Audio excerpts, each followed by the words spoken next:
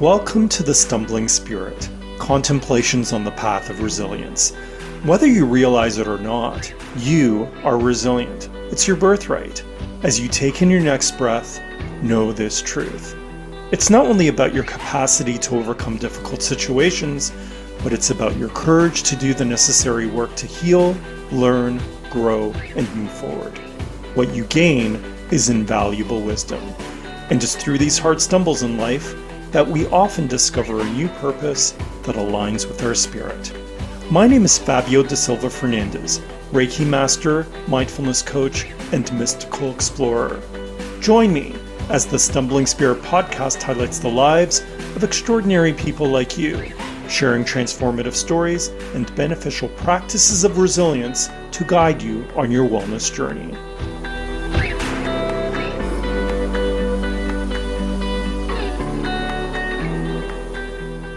In the summer of 2020, Rondalyn Whitney's husband of more than 30 years tragically died in a car accident. Bill was the love of her life. A sudden widow, Rondalyn grappled with heartache while navigating the jarring bereavement process and mundane routines of life.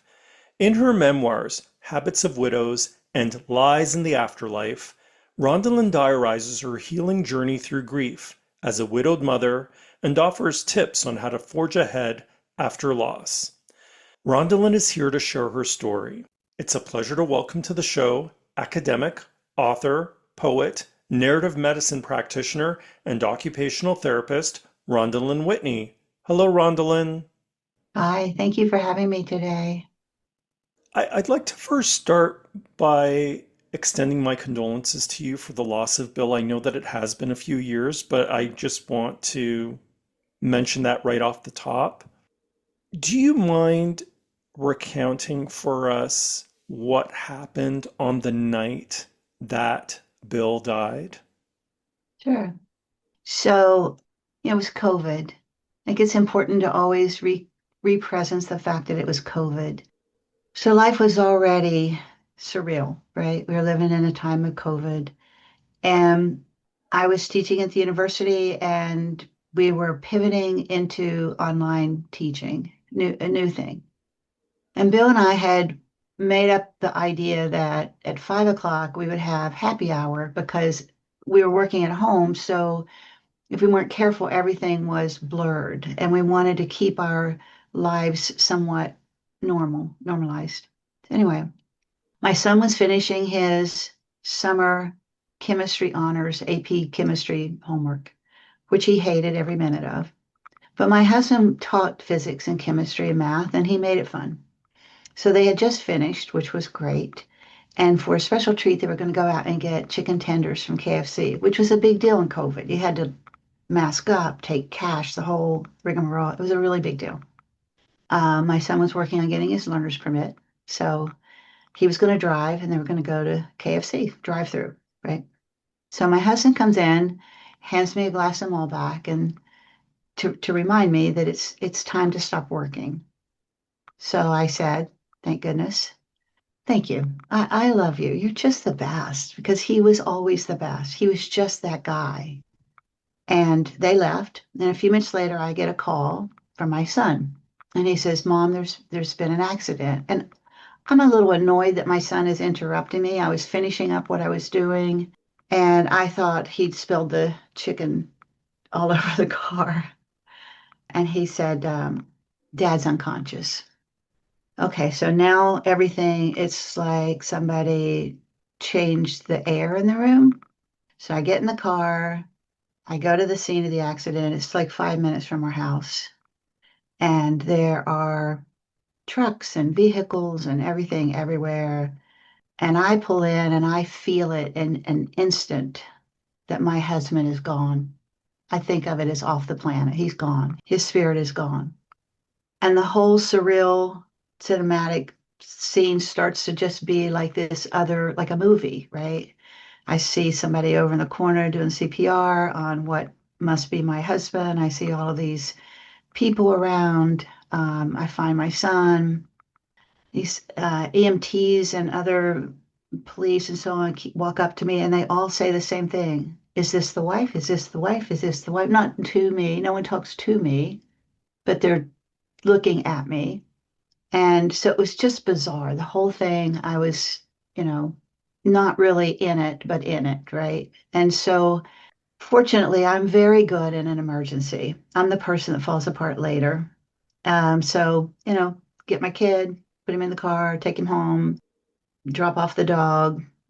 My neighbor goes with me. We go to the hospital, and the rest just kind of unfolded from there. What I recall from your book was that your husband was in the passenger seat, your son was behind the wheel, and your son wanted to cross over a few lanes and asked if it was clear for him Right, to drive through those lanes. And your husband had said that it was, right. but it wasn't. And Yes, he said there was a big semi truck coming, and my husband said, when this truck goes by, it will be clear you can take the left, which we now will forever call the dreaded left. But a car had scooted behind that truck, so you couldn't see it. She was a distracted driver and just hit the car, T-boned it, and that was it. Crushed his legs. That was it. My son was, all of the airbags go off. My son was covered in that black stuff from airbags. I don't know if you've ever seen that, but that's pretty awful. It's like a fireplace backing off on you, right? And covering you with ash. So he's covered with little black particles. And he was kind of in a daze. He, of course, didn't really understand what was happening. But yeah, it was just instantaneous. My son didn't get a scratch. My husband absorbed all of it, which is my husband's way. I'm sure that was intentional and deliberate. I can just imagine him in the car, swelling up and filling the car. I think of him as like a airbag himself, protecting my son. it goes without saying that losing your husband and the father of your kids is a tremendous trauma for Right, you as well as your sons, and certainly for Alex, who's behind the wheel. right. And I'm wondering whether you were ever challenged internally through your healing process or conflicted in any way by the fact that your son was driving the car. I think it's such a blessing that we have the words that my husband said, his last words to my son. When it's clear, you can turn. So there was never any doubt that it was Alex's fault. That is such a blessing because it was never, ever a doubt that it was Alex's fault. It just wasn't clear. And to be metaphoric for a minute, life is like that. Sometimes you think it's clear to move forward and it's not. Somebody tells you it's okay and it's not. Like it works on me over and over. The absurdity of life. That's the way life is. That's just what happened. And the gift of dad saying that absolved Alex from any feelings. We talk about having grief but no regret. And I think his last words to me, my last words to him, and his last words to Alex were all blessings, protective blessings. You open up your book, Habits of Widows, with his wedding vows. Right. And I thought that was such a powerful device because he really lived those vows. And as I was reading your book, it presented itself over and over and over again in the gestures that he would extend towards you, as well as his words. And you just highlighted that as well. The day that he died, he understood that, it was time for you to end your work day and relax and enjoy your time with Right. the family for the rest of the day. And he brought you a glass of Malbec. And so I wonder if you can share with us who was Bill? Yeah, it's a great question. And thanks for the opportunity to speak about him.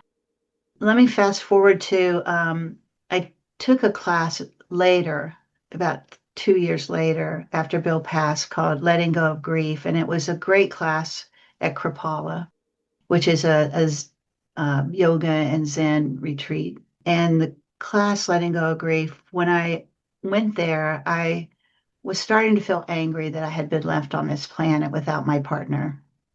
And that was the first time I was experiencing anger when I was headed to this workshop. So I get to the workshop, and the first night I'm there, I am overwhelmed with giggles. I didn't expect to find giggles in the space of that workshop, but that's what I found. And what was returned to me that evening was Bill was funny.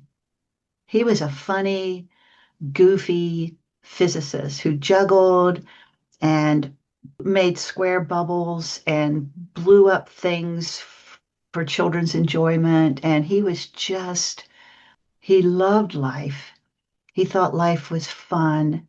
He thought the world was full of wonder. And the fact that he had studied physics helped him decode it and understand it in ways that others can't. And he took us along on his understanding. And he really was a man of integrity. I would say to people all the time, the bill that you see in public is 100% the bill that you have at home. He was always Bill. So I think the greatest thing about Bill was he was a man of integrity. And I wrote the introduction to the book multiple times, and the editor kept saying, "Yeah, I don't know, it's not quite right." And I'm like, "Oh, do it again." And finally, I had the idea of using his vows. And we end the book with his obituary. And in the middle of the book is his vision statement. And they're all the same. He was just Bill. He was always Bill. He was just always that guy. What an extraordinary legacy, right? It's such an invitation for me to live a life of integrity, and for the boys, and really for anyone that knew him. That was his quiet inspiration. He never said to people, "You should live a life of integrity." It would never occur to him to do that. But he just lived so clear to his spirit that everyone was invited to do that too when they were around him. What did you love most about him? I think how whimsical he found the world, and he could explain it through science. He could just go on and on about raindrops or vectors. Like, vectors are not interesting, right? Like the directionality, but Bill could make them interesting. Who knew vectors were interesting? So life was interesting. He was very curious and very interested in everything. And I just loved that about him. It was like having pages in books open all the time, but the pages were your life, you know. You never knew what little goofy thing he was going to be interested in. And all of a sudden you're interested in something that was never on your bucket list to be the least bit interested in. But that was Bill. And I loved that about him.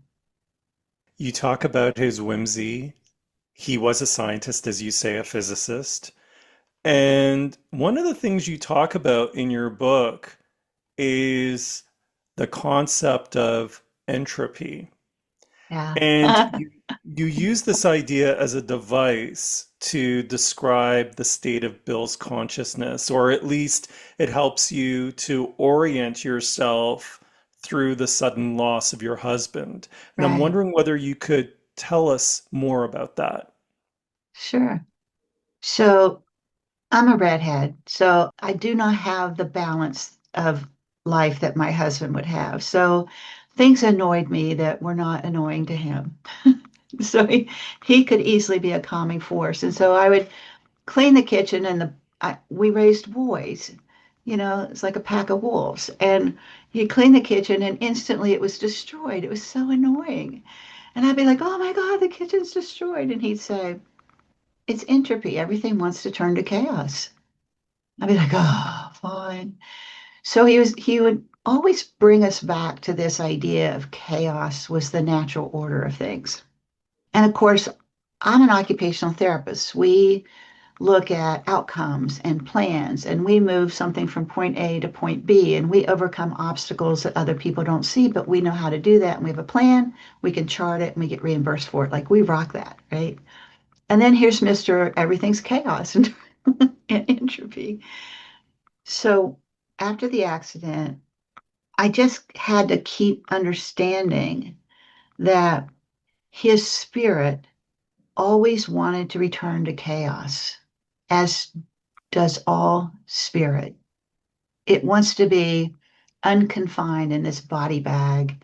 It wants to be back into the everything, into the allness.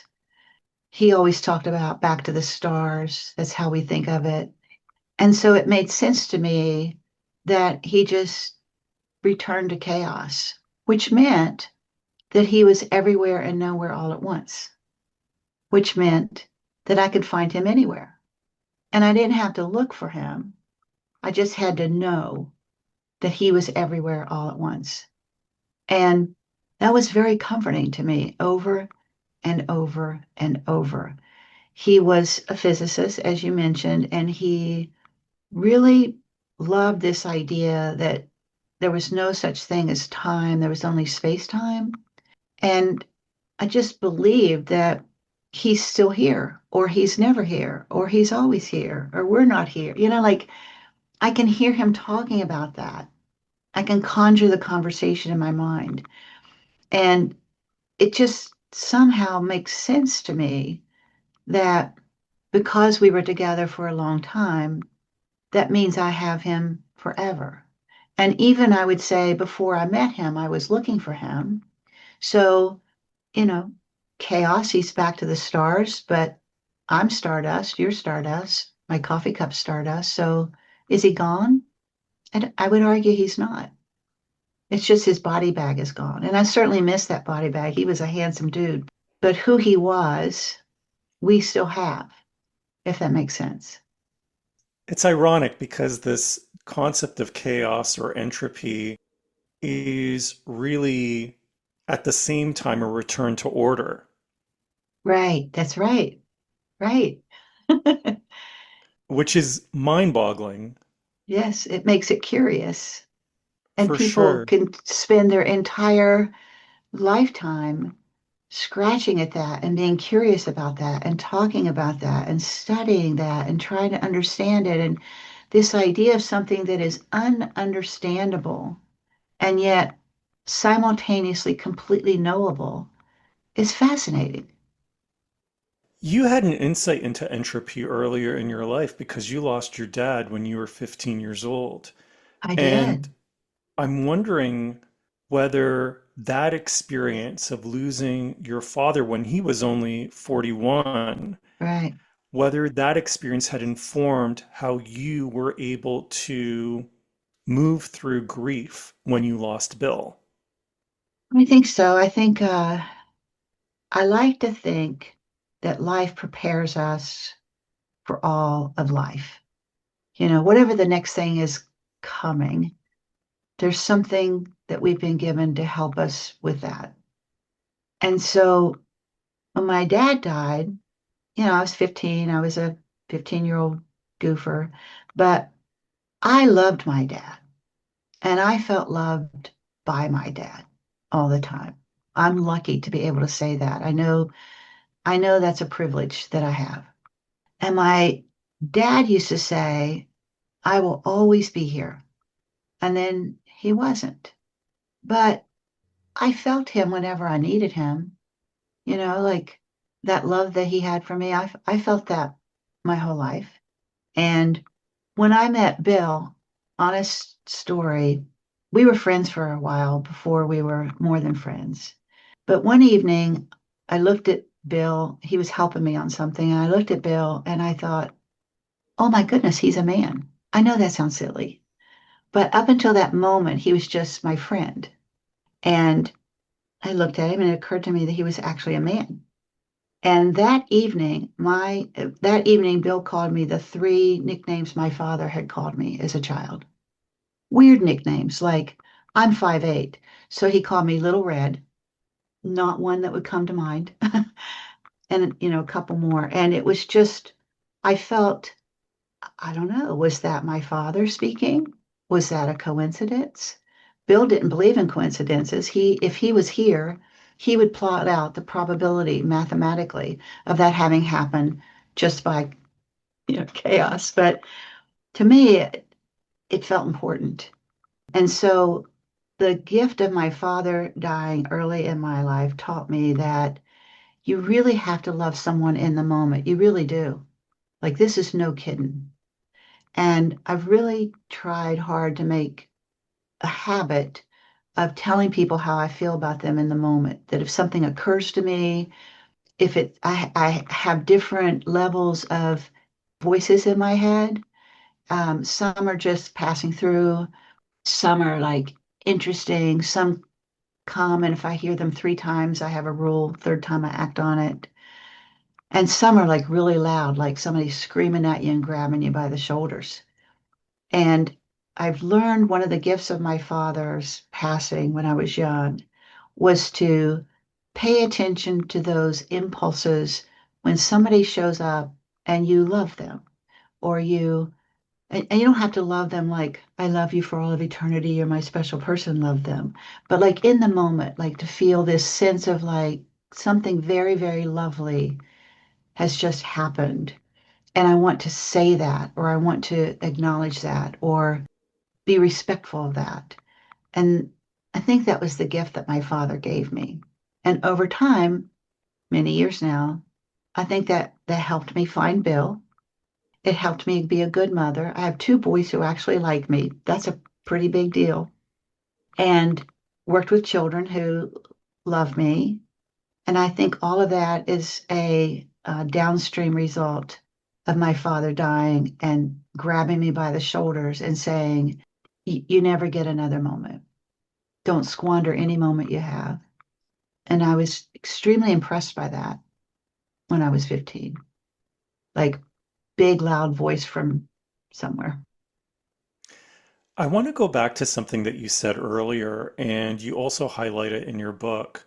And it's about some of the awkward interactions that you had with people or that they had with you, such as first responders, Right. people in the hospital, random people that would be encircling you as you were going through your bereavement process.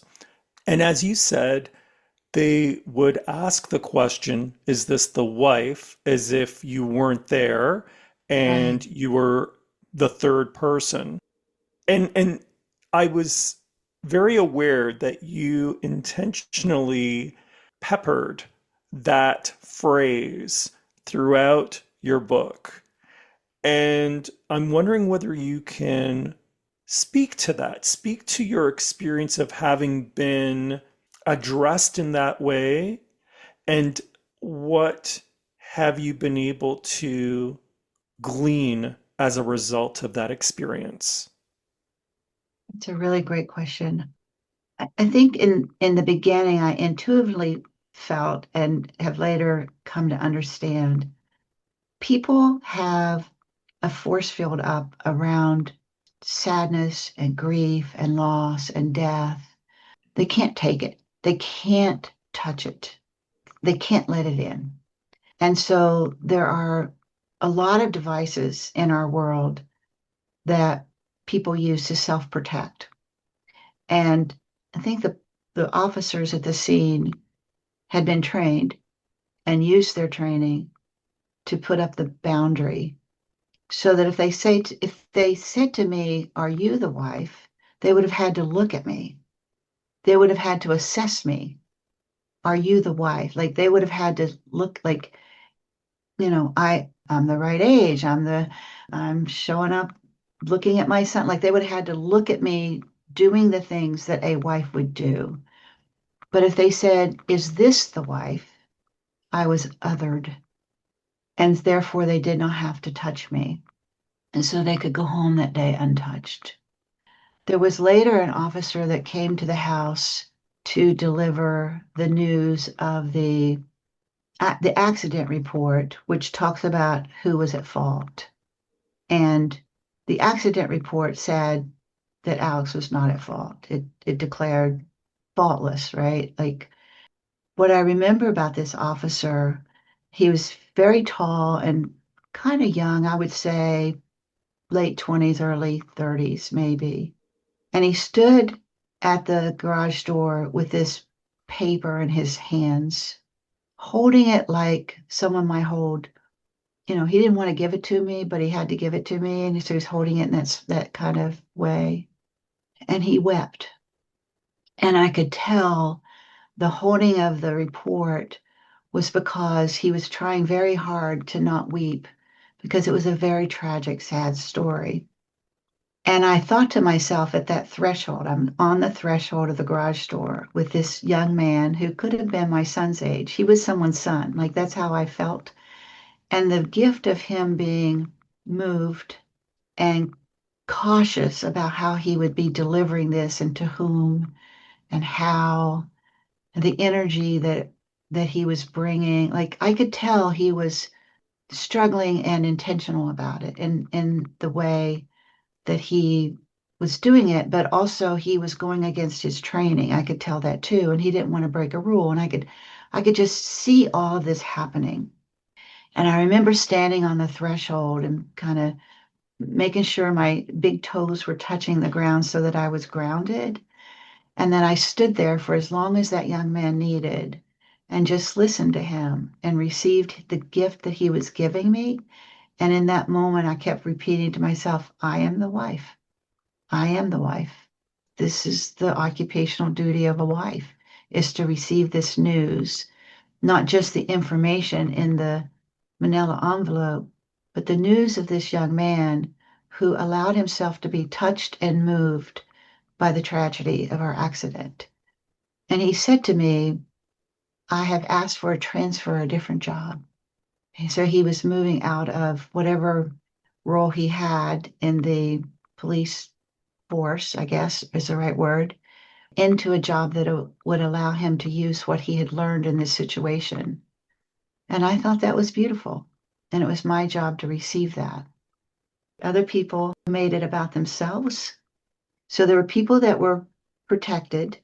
There were people that allowed themselves to be vulnerable and it transformed their lives. And then there were people that made it all about themselves and they just spewed their little phrases or vomitus on us. And I learned to I had a phrase in my head from Star Trek, shields up. I would just say that over and over, shields up. This is one of those, shields up.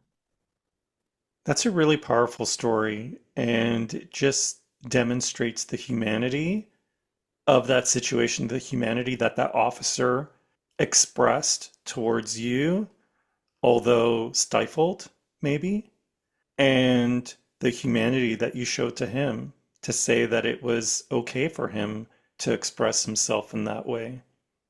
I want to talk about you and your children because Zach was living in Japan at the time, in his 20s, I believe, right? At that point. He would have been late 20s. And your son, Alex, 16 years old, although both of your sons did their best to be present for you going through your grieving process, Alex was ever present because he was in the household with you. Right? And Yeah.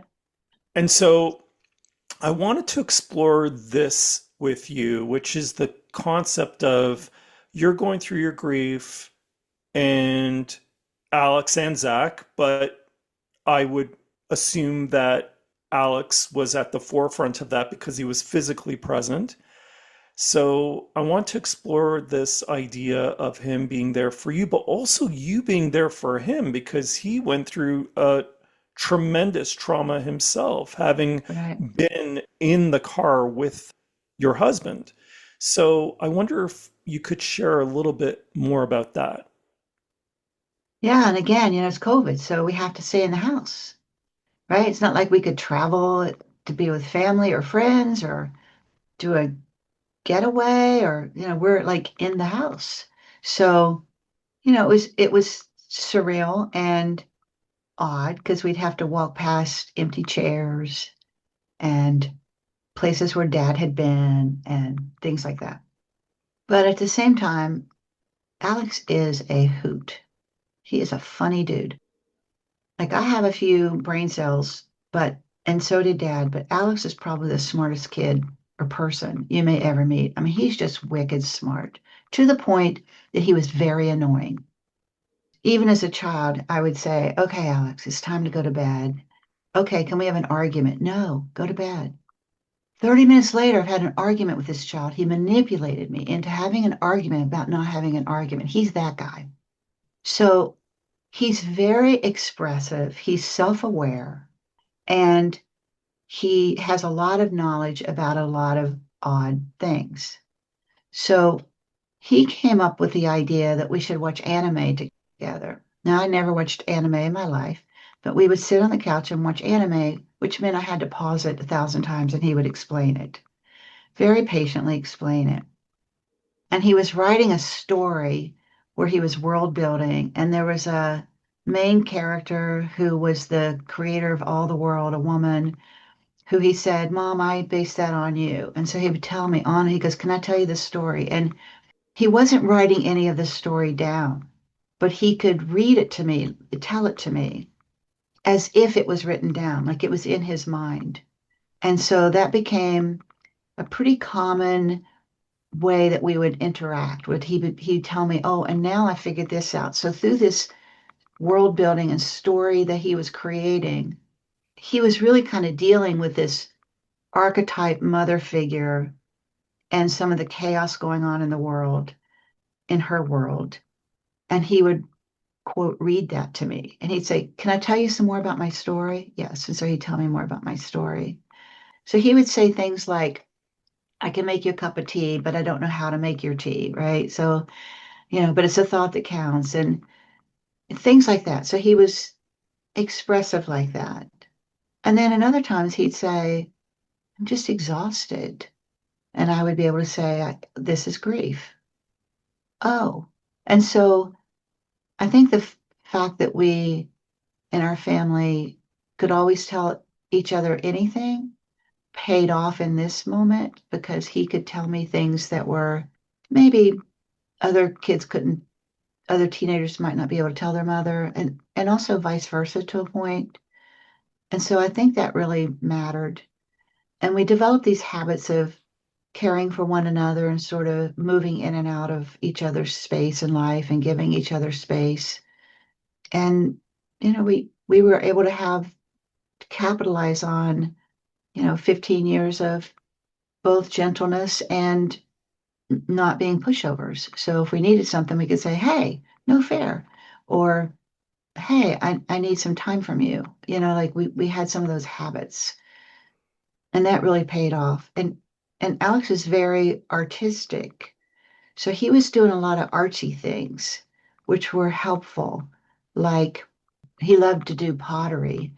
And so we bought a pottery wheel, which meant that we had to create a space in the basement for clay to fly everywhere. Well, that was a lot of fun to create that with hanging drop cloths and weird lighting and and he pressure washed the deck and the decks of all of the houses in our little community, and he enjoyed that. So he continued to engage in, I would use my profession to say, occupations that were meaningful and purposeful to him, to use the habits that he'd had before to bring those into the life that we had now, the routines, the roles, and the rituals. He was able to pull those all together to have some healing for himself. And then he would turn around and do that for me. And he'd say things like, we should watch this show, or we should make a meal together, or, things like that, because those were our habits. And we were able to use our habits to be health giving in our current situation. And that was great, building fires in the fire pit, whatever it was. So we both were able to keep engaged. And I think that was kind of an inoculation against what could have been depression. And so that's what I remember of that time of Alex and me flowing back and forth, sort of as these little particles, if you will, in the space of the house. I don't know if that answers your question, but that's what I remember in that time. We were gifted by all these wonderful neighbors who were coming and going, doing all their wackadoo things. So that was helpful too. And I want to get to that in a second, but I just want to reflect back to you what I heard. So, what I heard was that both you and Alex supported one another through grief by really being present, really truly present for one another. We were. And what I really enjoyed was the fact that Alex was creative enough to channel that grief through the world building that you were just speaking about and including you in that story and saying, hey, this is what this character is going through right now. And so, in fact, what he was doing for you was mirroring what the character was going through in his story, and you were validating that in the conversations that you had with him. And so I could see how that would have been mutually healing. Yeah. And of course, in the moment, we didn't know that's what was happening. We were just going about our day. But that was the way the days got filled. And, over time, you turn around and look back and say that was really helpful. I also want to bring up something that you just mentioned, which was the effectiveness of routine in helping you through the grief process as well. And in fact, what it did, it injected normalcy in the chaos of the Right. situation that your family was going through. And there were examples of this in your book, like you having your, 5 p.m. bourbon, or, you deciding to purchase that pumpkin because, Halloween's around the corner if it's Right. autumn, and making apple butter and, all of those little things. They weren't little, but they were milestones, and also just the daily mundane actions that we go through in life. And so I'm wondering whether you can share a little bit more about how these routines helped you through grief. Yeah, a lot of people don't know much about occupational therapy as a profession. We are the most introverted group in healthcare. So we really like to be behind the scenes. It's our part of our ethos that if a patient does well, they feel like they did it all themselves when really we were behind the scenes making it feel like they did it all themselves. That's part of our ethos. And so as a result of that, we're a little bit of the unsung hero in the world. Nevertheless, occupational therapy is founded on the idea that we are what we do, that what is meaningful and purposeful to us on a day-to-day basis is really truly who we are. And if something shows up that impedes our ability to do the things we want and need to do, those occupations, that it can make us unhealthy. And we can return health and well-being to ourselves and others by reconnecting, reoccupying to seize, right? Seize time and space to reoccupy that which brings our life healing and meaning. So the occupations that we do can be put into categories. And, we talk about ADLs, activities, daily living, brush your teeth, floss, and after the death of a loved one, ADLs get interrupted. So we have to rehabit ourselves to get back into those routines because that makes us feel better. If you're walking around like a schlumpadinka and you look like crap and your teeth are ugly and so on and so forth, you're going to have a hard time feeling wellness, right? And so, fake it till you make it, brush your teeth, take a shower, comb your hair, and you're going to get a boost of endorphins. So that's a habit that we can return to. We have habits those habits turn into routines, and those routines can even emerge into rituals. And they all fall into our roles. So the role of mother, the role of wife, my role of wife merged into role of widow, right? The role of worker. So within those occupational roles, I had habits and routines and even rituals, like lighting a candle when I'm working and blowing it out when I'm done. Like I have these rituals that I use and have used for a long time. When I was going to school for my doctoral work, Alex was very little. Zachary was a teenager. And if it was a really bad day and I was feeling like a 5-year-old trying to do a doctoral dissertation, which happens, I literally would put my hair in pigtails. And the boys would look at me and say, "Oh, pigtail girl day. We got to be careful. We got to be good. Don't make a lot of clutter." So that was one of our rituals, right? So we had those baked in to our lives. So in my work with children, I used to have a phrase that I would say that when you have the lack of internal organization, we can use external organizing strategies to help with that. So if you can't organize your pencils in order to start doing your homework, then we can use external by having pencils organized on the table. So it's very easy to start your homework. So external organizing strategies to compensate for the lack of internal organizing strategies. So when Bill died, I knew that those things would be helpful. So I used, Alex and I both used a lot of habits that were also routine based. And we'd look at what are the routines of our lives and how can we use those to help us feel more anchored into this new place, which is very, very different. Like I have this wonderful joke that I steal from Stephen Wright. And he has this joke where he says, I walked into my apartment last night and someone broke in and they stole everything and they replaced it with exact duplicates. That's the joke. And that's what grief felt like. Everything was the same and nothing was the same. So building in these routines, okay, it's Tuesday. And on Tuesday, we do whatever we do. It's Friday. On Friday, we try to do something social. It's fall. In the fall, we get a pumpkin, you know, and when we're done with the pumpkin, we chuck it, we throw it and watch it break. And that's just part of our routine. And we had a little boy in the neighborhood come over and we had the pumpkins out. We had extra pumpkins. And Alex said, "Well, come inside. I'll show you how to chuck the pumpkin." And the mother was like, "Oh, no, no, you can't throw a pumpkin." Alex like, "No, no, we do this every year. This is just be the night we do it." And so they like hurled off these pumpkins off the back deck into the creek, which is, I don't know, 100 feet down. Well, that's the highlight of the evening. But that was a routine that was baked in Alex's mind. So those habits are organizing.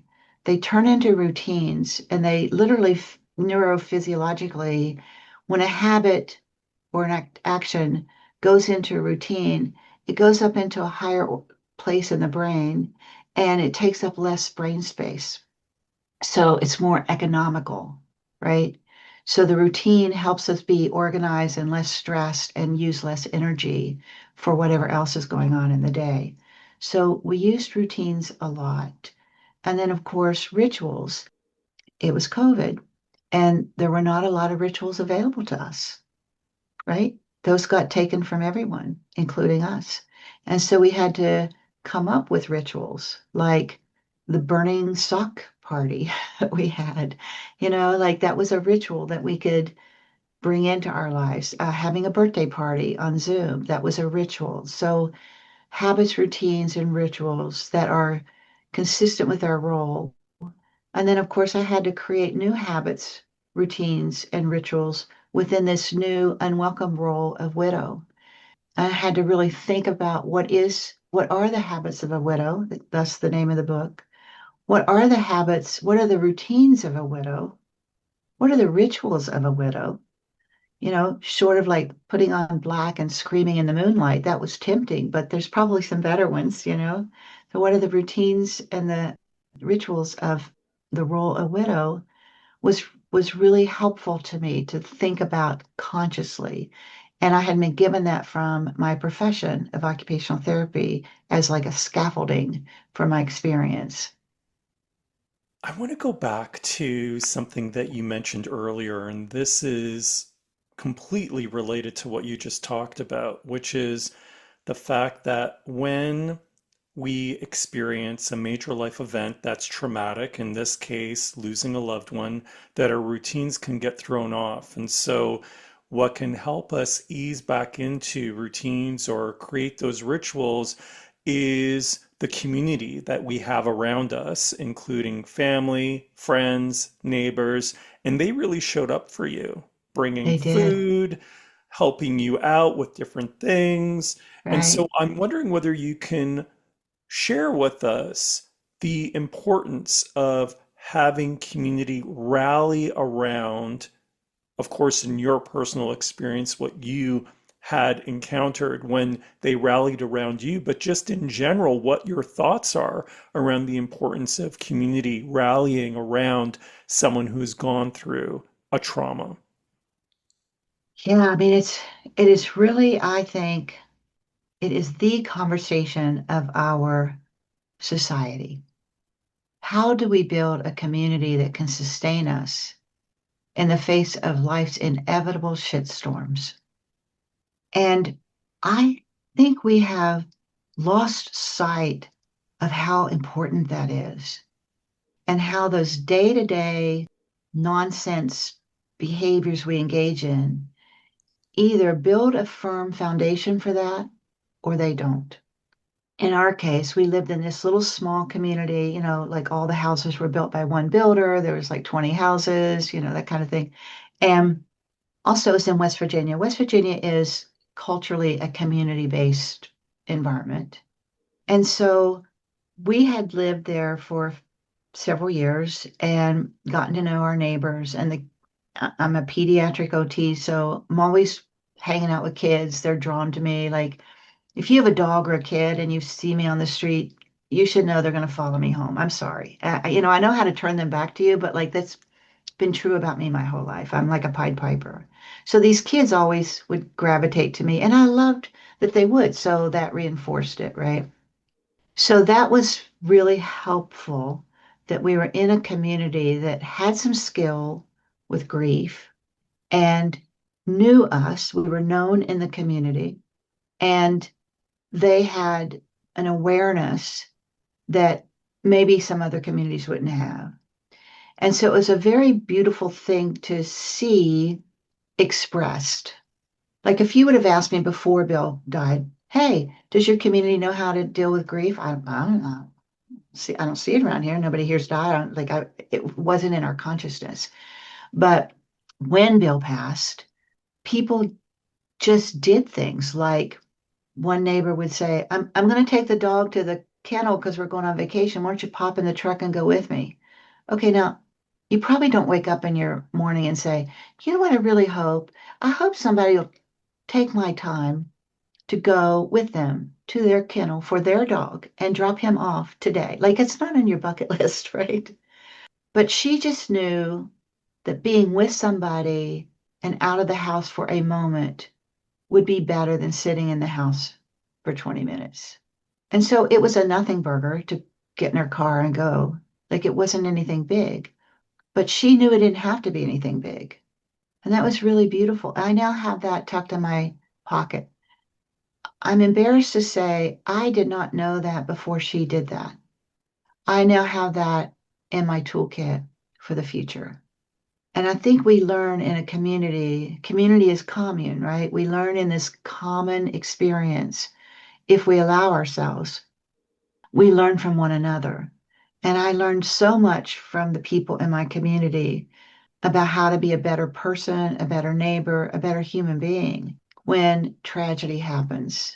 And you hear about that all the time. There's a fire and everybody comes together.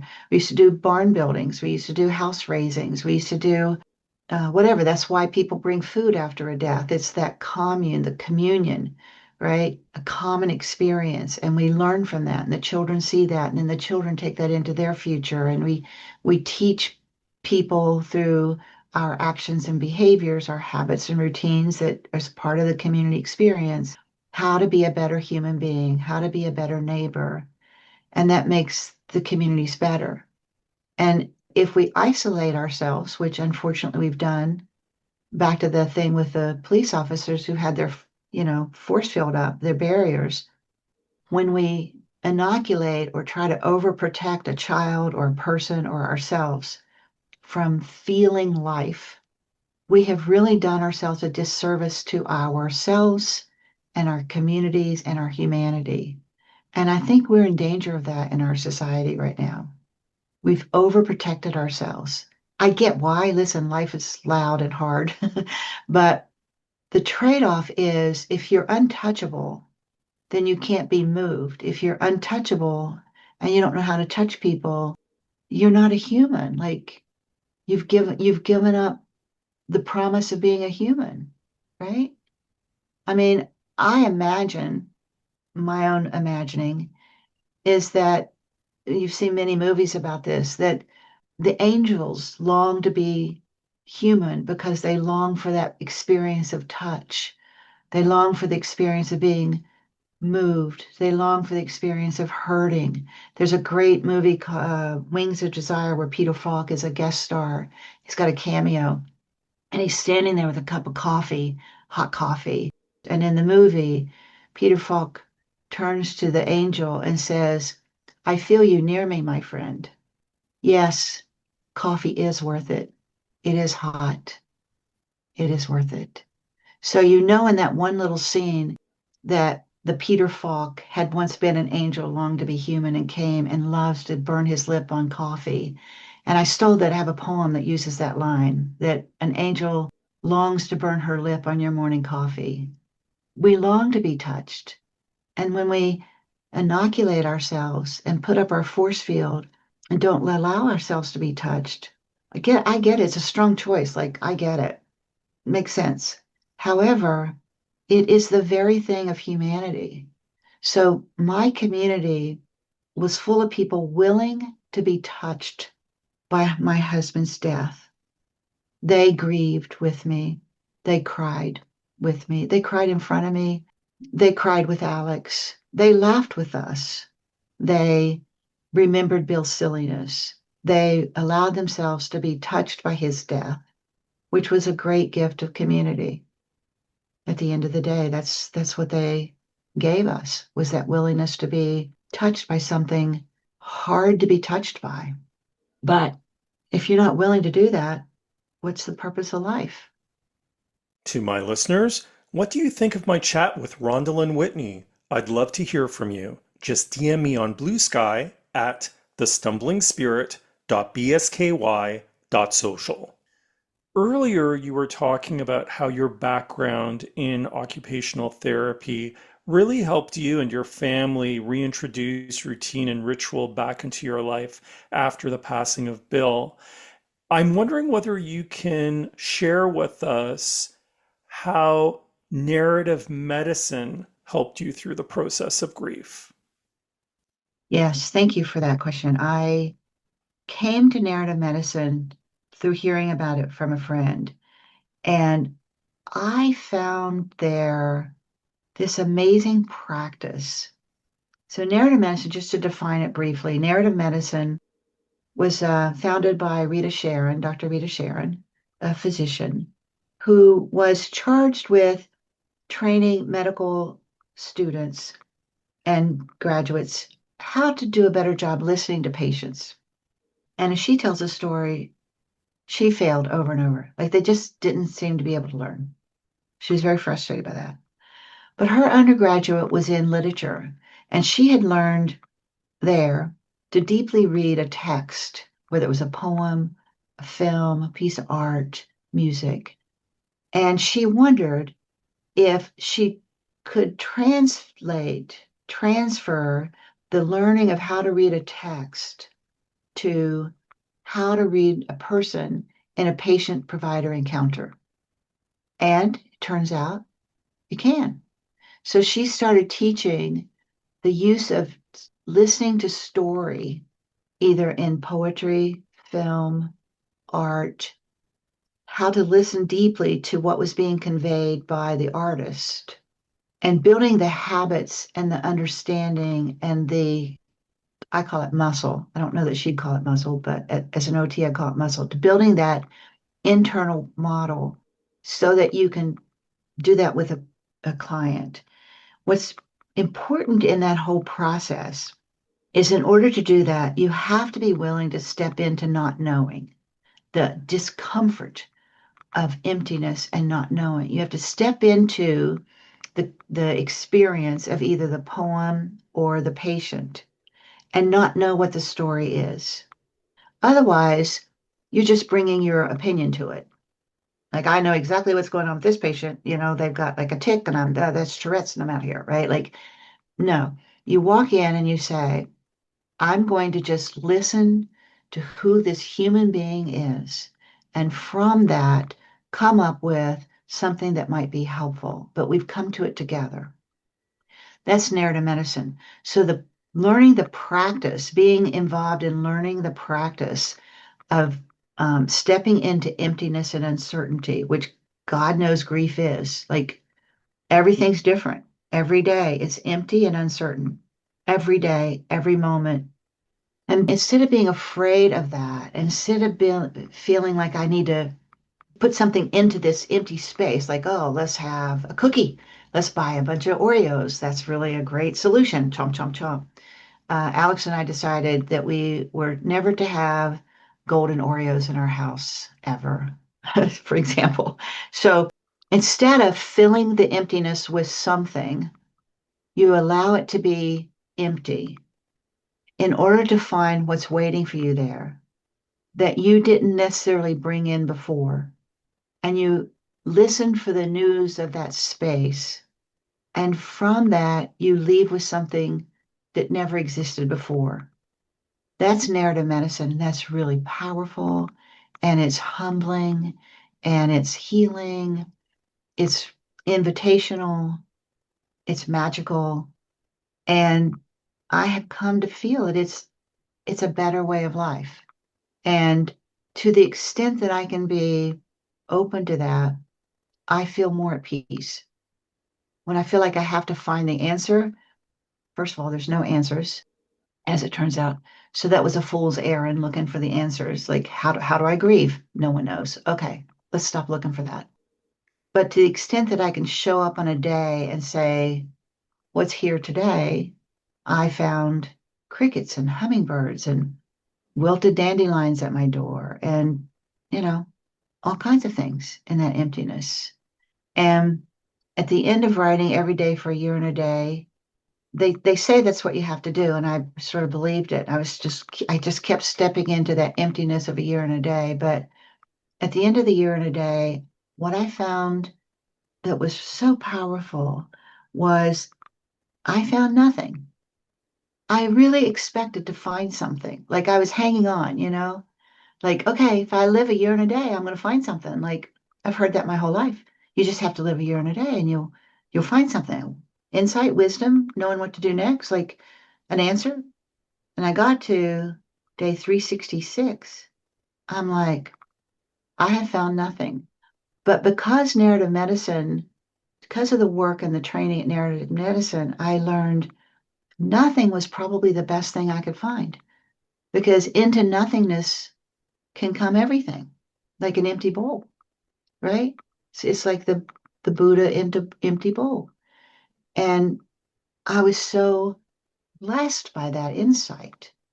I don't think I could have received that insight had I not had the opportunity to learn about and practice narrative medicine.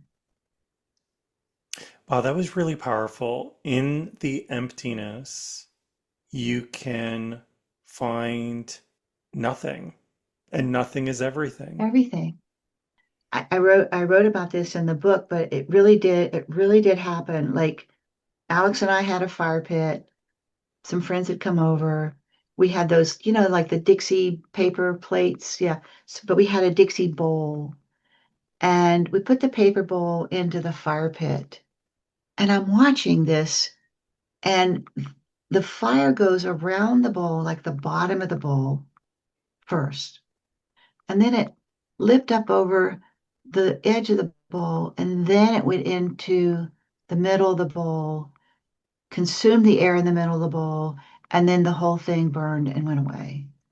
And I watched that and I'm like, that's what happened to me in my 366 days because into the emptiness, the air in the middle, the fire was seeking that emptiness. It was seeking it. And in that, it was everything because it flared up, right? It found what it was looking for. It was the most extraordinary image. It's burned in my, not to the pun, but that's really cemented in my brain of watching that bowl burn, the consuming of that air, the emptiness, the invisibility in that bowl. And that's just what life is about. I'm like, yeah, that's what it is. We seek the emptiness if we let ourselves. And that's where the flame goes. That's where the embers can rise. I was like, thank you for that, Mr. Fire Pit. That's a great story. Thank you. The everything is the nothing, but it's an understanding. This is what I'm getting from this, right? So when you say everything, it's really just an understanding of what that emptiness is. And the only way that we will be able to fully understand what that emptiness or nothingness is if we sit with it rather than Right, trying to distract ourselves right, by eating an Oreo cookie or whatever. right, right. Having a second bourbon, like whatever it is, And listen, sometimes you eat those Oreos, they're good. And, sometimes you have a second bourbon. It's a good choice sometimes. It's really okay. There's, no judgment. Like when you're in the afterlife and grief is happening, there's no judgment there. Do your best to survive. However, one must sit in that emptiness in order to really experience whatever is in that bowl for you. Maybe it's a giggle from a child. Maybe it's sadness if you're an officer delivering a piece of paper and it moves you to be on a better track in your own life. Whatever it is, I think, the gift of life is to be willing to sit in emptiness. And I did not know that, really. I think I must have had some scratches of that in the back of my brain because when I found the community of narrative medicine and the training and the instructors and the practice, I recognized it like I was hungry for it.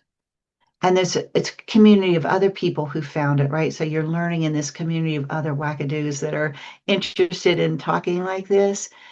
But that was such a gift to me about life, of really truly having the courage, maybe the faith, but the willingness to sit in emptiness and allow that to be something. And I learned that in the narrative medicine training. It goes back to what we were talking about earlier about chaos and order. Right? It does. Yeah, that's a good point. It really does, doesn't it? Yeah, chaos and order. It really does. If Bill was here, he could draw that out for us and say particles take up space, so there is no emptiness. It's just a bunch of particles you can't see. And, we'd probably wax and wane about black holes in the galaxy and, all that kind of stuff. And the physicists talk that way. And, they're just a bunch of poets. I don't think they know they're poets sometimes, but they're very geeky poets. And they talk this way, and we can understand a lot about life and philosophy if we understand physics, which I can't because I'm a mere mortal. But they can, but they don't really necessarily understand it's about life. They think it's about a star. And they need to find some wackos like us who understand they're talking poetry and reflect it back to them. And they say, wow, you really get me. You're a poet and you get me, and I'm a physicist. And we say, yes. And so I think the poet and the physicist really are supposed to find each other. Certainly that happened with me and Bill, and it was really great. So let's talk about some of that poetry because your second book is called Lies in the Afterlife. And what you explore is not the afterlife of someone who passes away, but really the afterlife of who's left behind after losing Right, someone. And right. so I'm wondering whether you can share with us whether you have any tips for anybody who's going through grief about how they can navigate the afterlife. Yeah, yeah. First, let me just say two things. One, after I wrote for a year and a day, Alex said to me, Mom, that was really helpful for you. I think you should keep writing. I'm like, you're right. I mean, my goal was to write every day for a year and a day, and I met that goal. But he said, I think you should keep writing. Okay, that's a great idea. So I did. I kept writing every day. However, the next voice that came out was a very different voice. It was sassy and a little bit angry, and she just had a lot to say, like a rant. And it was hysterical. And it was funny because when you get drop kicked into this place called the afterlife, which I call it, I was raised in the Bible Belt where afterlife was like halos and all that. And I actually don't believe in that now. But I do believe that we are having to live in this life after the life of someone that died. So it is an absurd, wackadoo, weirdo place. Like weird stuff happens here. And I think we should talk about it. And we don't talk about it. We act like it doesn't exist. First of all, you have to survive. You have a very high probability of dying in the first 3 months if your partnered spouse dies. Like it's one of the highest predictors of mortality that we have. Why don't we talk about that? Like somebody should, like the EMT should show up on my door and go, "Oh my God, you're a widow. Listen, I got to help you stay alive." Like, no, they didn't do that. No, people acted like it didn't exist, but it does. It's a real thing. And if you survive the first year, then you're likely to survive the second year, but you still have a high risk. So the afterlife is a very dangerous place. And you have to do all kinds of nonsense like get death certificates. And the weirdest people want one. Like, why do you need a death certificate? Like, it's just weird. And they're like, well, we just do. I'm like, okay, here you go. But it's just weird. And you have to get things notarized and witnessed. And like, that's absurd. Like, he's dead. What else can I tell you? Right? Like, so in the afterlife, all these things have to happen, all these doings, the occupational role of widow or widower or survivor gets really real. And it's a full-time job. It's a full-time job. Why don't they tell us that? That would have been really helpful. I mean, I like to read. I would have read the book like that. It would have been great to have had a book. Here's your book. Congratulations. You've arrived in the afterlife. That means that you've had the great privilege of loving someone who broke your heart when they died. That's the good and bad news. Now, step one in the afterlife, like, oh my God, how to plan a funeral. No one tells you that. How to avoid getting in debt. No one tells you that. What the hell are cremains? No one tells you that. So I go through all of these things that people lie about, and I try to just debunk these lies and give back. I say in the book, I can't tell you what the truth is because who knows that? But I certainly can tell you a bunch of lies that you'll hear. You'll meet him in heaven. No, I won't. He was an atheist. He doesn't believe in heaven. Why would you say that to me? That's disrespectful. I know that makes you feel better and someone taught you to say that, but that's like me forcing smoked Gouda down your throat. Like, I don't want that, you know? So I think we need to do a better job of providing more information of what it's going to feel like and what it does feel like when you arrive in this place I call the afterlife. And so that second book is really about that. And because we don't talk about this stuff, people keep doing absurd and sometimes harmful things, unkind things, because we never sort of pull back the blinds, those of us living in the afterlife. And then the other great thing that happens in the afterlife, as I've discovered, is we can see each other. Those of us that live in the afterlife see each other. And I'll give you an example of that I go to a gym called Train for Life, fantastic gym. And one of the coaches lost his mother recently. It really was heartbreaking. And a woman was in the gym that day in the bathroom, and she was watering a plant. And she said, yeah, I brought this plant, when Coach's mother died. And I said, who did you lose? And she turned and looked at me and said, my father. How'd you know? And I said, because you know to not just bring a plant, but to water it while Coach is distracted. So I know you live in the afterlife with me. And so now every time I see her in a gym, she gives me a big smile because we know we both live in the afterlife. That's the afterlife. And I think to myself, when I meet people and they're being buffoons, I think to myself, I hope you never know what this feels like. And also, I hope someday you know what this feels like. That's the afterlife. What does resilience mean to you? Yeah, I love that word resilience. The bounce back ability, right? A Super Bowl.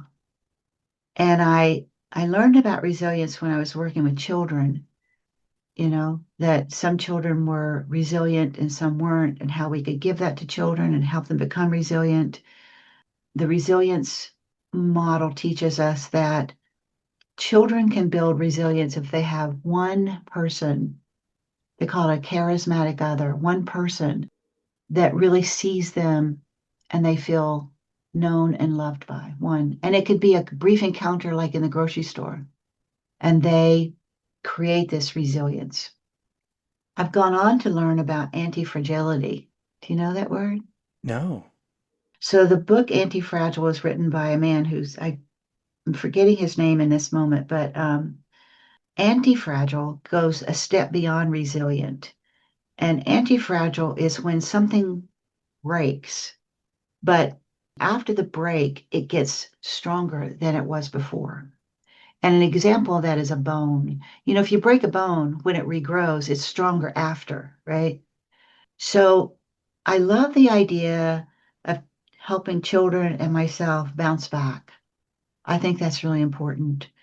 But more importantly for me in the afterlife was to learn how to be anti-fragile, to be stronger because of what happened to me, if I can, and to look for ways to do that and evidence that I have done that, to be anti-fragile. So I love that idea of like almost a continuum of resilience and anti-fragile. I think they belong on a continuum. So when I think about resilience, that's what I think about. The bounce back ability, moving into becoming anti-fragile. It doesn't mean you don't break. It means that you do break. But when you break, you get stronger. Another thing that's like that, and this is in my book, is scar tissue is anti-fragile. It's not quite as pretty, but it is stronger. This season, I've been exploring the relationship between resilience and compassion, how compassion influences resilience. And I'm wondering whether you have any thoughts around that. I really love the word passion. I'm a writer and a poet, and you can imagine I love words. There's certain words that I'm really in love with, and I'm really in love with the word passion and have been for a long time. Pathos, feeling, like deep depth feeling. And compassion is that, as we've talked about today, the ability to feel with another, right? To share the pathos, happy, sad, tragedy, ecstasy, all of it, pathos, that we're willing to join another in the experience of pathos is compassion. And it's a brave act. It's brave. You could get burned by that. Like it can be too much and overwhelming. It can be terrifying. It can re-trigger your own trauma. Like, I get why people don't do it. I really do. But again, as we talked earlier, I think that's where the joy of life is to compassionately live your life. Compassion. And years ago, I think I was about 20 and I don't know, taking a class or something. And they were talking about, you got to figure out your path and what path you're going to walk on, that kind of thing. And I got hooked by this idea of follow your passion. And I spent a good couple months on this. And I realized that the gift of passion is that which you're passionate for. If you don't do it, it hurts so much to not do it that passion will bring you back to doing it. The passion is the thing that makes you true up to who you are over and over again, whatever it is. I know people who are passionate about growing tulips. I know people are passionate about being with other people, but to not do it, because when you move away from it, it hurts so much to not have it. That even if it's hard to do what your passion is, not doing it is worse. And so if you transfer that into compassion, if you're not connecting with another human being in those emotions, it actually hurts worse. Lonely, depressed, forlorn, isolated, all those things that we talk about in our society as being significant health risks and problems in our society. Those are worse than taking the risk to have that compassion, that joining of emotions with another. So we can build the habit of risking being with another because the alternative is actually worse. That's what I think about compassion. I'm going to put you on the spot. And Okay. Oh, like I haven't been up to now. Okay, great.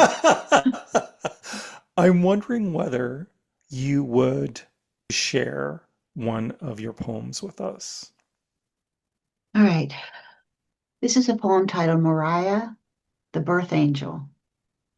Each day she goes to birthing rooms, reassures the descending spirits, those souls schooled while in heaven. Growth spurts, solids, trees.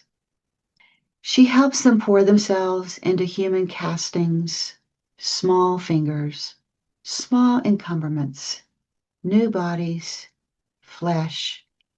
She teaches them to wiggle toes while they're still in the womb. In the womb, she answers their final questions. Does gravity hurt? Must I forget everything?